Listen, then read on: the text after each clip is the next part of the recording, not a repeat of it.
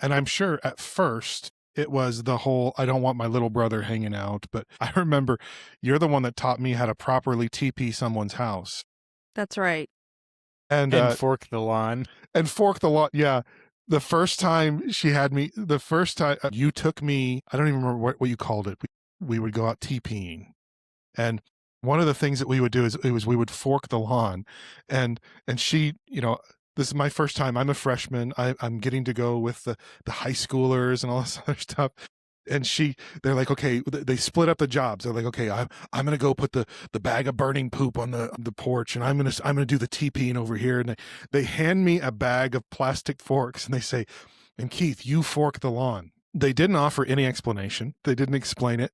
This is before YouTube. I couldn't go seeking and help. You being the innocent child that you were. I was angelic. Yeah. Yes. And so, give me a break. So I go out there and I'm in the yard, and I open up this bag, and I'm like, I don't know what to do. And Melissa tells the story. Matt comes over and goes, Melissa, you got to do something about your brother. And Melissa looks over, and I've got a fork in each hand, and I'm just repeatedly stabbing the yard. You're aerating his lawn for him. I'm aerating their lawn. He's providing a service. And then she came over and she was like, you idiot. So apparently what you're supposed to do is you're supposed to curve the plastic fork into the lawn. That way, when somebody comes and goes to pull it out, they end up breaking off all the teeth, and it makes your lawn like impassable for a long time. Called prongs. All the prongs are so there's a technique to doing it that becomes very annoying. Nobody told me that. They said to go fork the lawn. I love that he was doing a service. That guy's lawn came in very green and lush that spring. There we go. At least that 1 cubic foot of his lawn.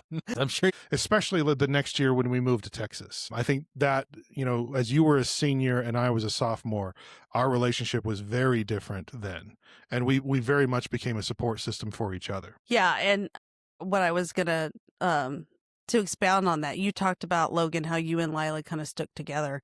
You know, that time back then, Keith was a big football player and very much loved in Texas for his football skills. And I was at the school before him. He had come later.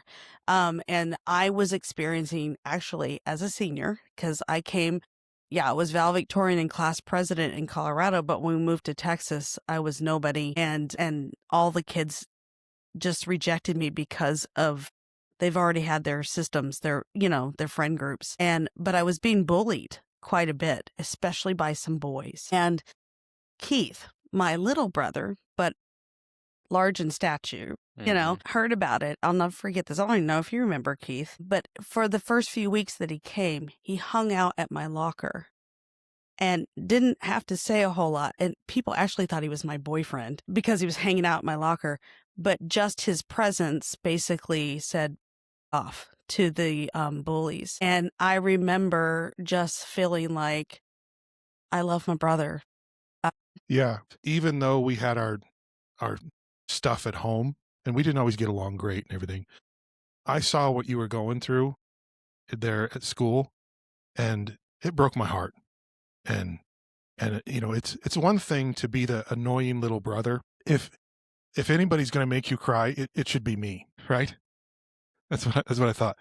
You know, it's like, yeah, I'll be the one going like this, apparently. Yeah, I'll chase you and make you cry. But the idea of someone else doing that to you, I couldn't abide that.